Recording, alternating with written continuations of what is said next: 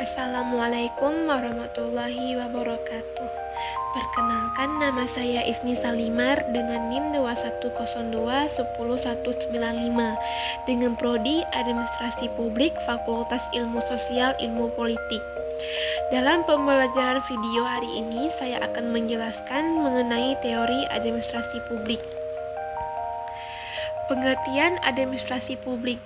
Menurut Nicholas Henry, pengertian administrasi publik adalah suatu kombinasi yang kompleks antara teori dan praktek, dengan tujuan mempromosikan pemahaman terhadap pemerintah dalam hubungannya dengan masyarakat yang diperintah, dan juga mendorong kebijakan publik agar lebih responsif terhadap kebutuhan sosial. Mufid berpendapat bahwa ada 5 sebab kenapa teori administrasi publik penting. Yang pertama, teori administrasi publik menyatakan sesuatu yang bermakna, yang dapat diterapkan pada situasi kehidupan yang nyata. Yang kedua, teori administrasi dapat menyajikan suatu perspektif. Yang ketiga, teori administrasi mengarang lahirnya cara-cara baru dalam hal-hal yang berbeda. Yang keempat, teori administrasi yang telah ada dapat merupakan dasar untuk mengembangkan teori administrasi lainnya. Yang kelima, teori administrasi membantu penggunaannya untuk menjelaskan dan meramalkan fenomena yang dihadapinya. Mufid 1984 halaman 50. Bailey dalam Darwin 1997 menjelaskan 4 macam teori yang secara keseluruhan dapat memberikan kontribusi terhadap praktek administrasi negara, yaitu yang pertama, teori deskriptif eksplanatif. Teori deskriptif eksplanatif memberikan penjelasan secara abstrak realitas administrasi negara baik dalam bentuk konsep, proposisi, atau hukum. Misalnya, konsep hierarki dari organisasi formal. Konsep ini menjelaskan ciri umum dari organisasi formal, yaitu adanya penjenjangan dalam struktur organisasi. Yang kedua, teori normatif. Teori normatif bertujuan menjelaskan situasi administrasi masa mendatang secara prospektif. Termasuk dalam teori ini adalah pernyataan atau penjelasan-penjelasan yang bersifat utopia, yaitu suatu cita-cita yang sangat idealistis. Yang ketiga, teori asumtif. Teori asumtif menekankan pada prakondisi atau anggapan adanya suatu realitas sosial di balik teori atau proposisi yang hendak dibangun. Menurut Bailey, teori administrasi lemah dalam menyatakan asumsi-asumsi dasar tentang sifat manusia dan institusi. Tanpa asumsi yang jelas membuat teori menjadi utopis atau ahistoris karena tidak jelas dasar berpijaknya. Yang keempat, teori instrumental.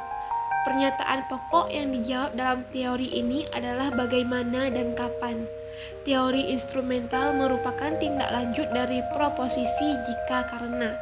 Misalnya, jika sistem administrasi berlangsung secara begini dan begitu, karena ini dan itu, atau jika desentralisasi dapat meningkatkan efektivitas birokrasi, maka strategi, teknik, apa dikembangkan untuk menunjangnya. Fungsi teori administrasi publik. Yang pertama, fungsi tradisional. Fungsi tradisional adalah fungsi utama administrasi negara sejak zaman administrasi negara kuno sampai administrasi negara modern. Fungsi tradisional meliputi hubungan luar negeri, ketertiban dalam negeri, pertahanan keamanan, pekerjaan umum, perpajakan, kesejahteraan umum.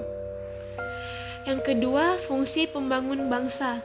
Fungsi pembangun bangsa adalah usaha menumbuhkan rasa cinta bangsa merupakan masalah yang penting bagi negara, terutama yang masyarakatnya berlatar belakang heterogen.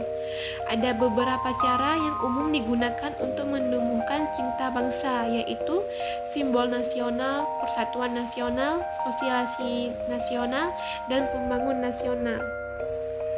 Yang ketiga, fungsi manajemen ekonomi. Walaupun bidang ekonomi lebih merupakan wilayah aktivitas swasta yang bersifat privat dan individual, namun masalah ekonomi tidak bisa diserahkan sepenuhnya ke pihak swasta. Beberapa fungsi administrasi negara dalam bidang ekonomi manajemen antara lain Yang pertama, peran langsung, misalnya melalui BUMN, listrik, air, telepon, pos, transportasi umum, dan lain-lain. Yang kedua, regulasi, berperan dalam bentuk regulasi ekonomi, misalnya mata uang dan tarif. Industri primer dan pertanian, redistribusi tanah, proteksi, subsidi, pinjaman, dan sebagainya.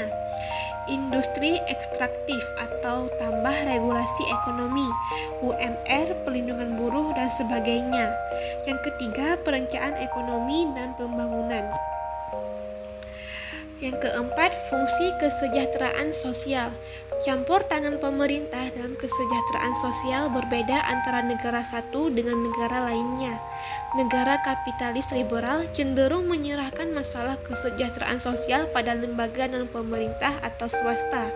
Beberapa macam peran negara dalam pelayanan kesejahteraan sosial: pelayanan kesehatan nasional, pelayanan kesejahteraan sosial, jaminan sosial, pendidikan nasional, dan perumahan umum. Yang kelima, fungsi kontrol lingkungan. Manusia saat ini menikmati standar hidup yang lebih tinggi dibanding masa-masa sebelumnya. Keberhasilan dalam meningkatkan kualitas hidup terjadi karena manusia berhasil mengolah alam dan memperpanjang usia hidupnya melalui penemuan-penemuan di bidang kesehatan.